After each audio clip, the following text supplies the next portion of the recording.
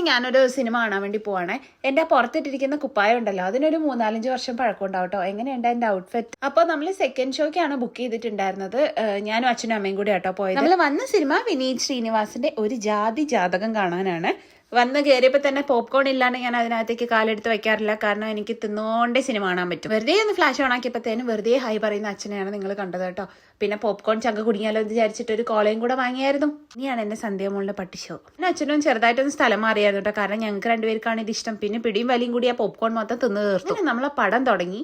ഇനി പടത്തിനെ കുറിച്ച് ഞാൻ 2 വാക്ക് ഞാൻ ഫിലിം റിവ്യൂ ഒക്കെ തുടങ്ങുകയാണെങ്കിൽ, നല്ല പടമാണ്, കോമഡി പടമാണ് കേട്ടോ. കോമഡി മൂവിയാണ്.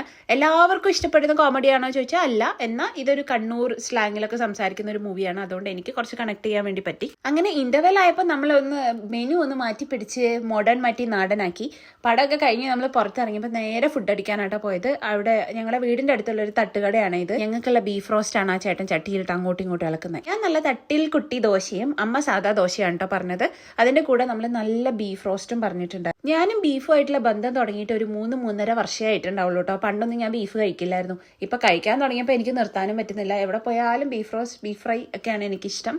നല്ല കുരുമുളകിട്ട ബീഫിലേക്ക് ഇങ്ങനെ ലെമണൊക്കെ പിഴിഞ്ഞൊഴിച്ചിട്ട് അതിങ്ങനെ കഴിക്കുമ്പോൾ എന്തൊരു സുഖ. പിന്നെ രാത്രി 12:45 ആകുമ്പോഴാണ് ഇത് വെട്ടി വിഴുങ്ങുന്നത്. നിങ്ങൾ ആലോചിക്കണം, ഇതെല്ലാം കൂടെ തിന്നു കയറ്റി എപ്പോൾ ദഹിക്കാനാണോ എന്തോ. അപ്പൊ എല്ലാവരും പടമൊക്കെ കണ്ടിട്ടില്ലെങ്കിൽ പോയി ഈ മൂവി കണ്ടോട്ടോ. ഞാൻ റെക്കമെൻഡ് ചെയ്യുന്നുണ്ടോ എന്ന് ചോദിച്ചാൽ എന്റെ അമ്മയൊക്കെ തലയും കുത്തി മറിഞ്ഞ് ചിരിക്കുമായിരുന്നു. എനിക്കത്ര ചിരി വന്നില്ല, എന്നാലും ഞാൻ ചിരിച്ചു, അഡ്ജസ്റ്റ് ചെയ്ത് ചിരിച്ചായിരുന്നു. അപ്പൊ എന്തായാലും ഞാൻ ഫുഡൊക്കെ കഴിച്ച് വീട്ടിൽ പോട്ടെ. നിങ്ങൾക്ക് വീഡിയോ ഇഷ്ടപ്പെട്ടെങ്കിൽ സബ്സ്ക്രൈബ് ചെയ്ത് ജോയിൻ ചെയ്യാം. ബൈ.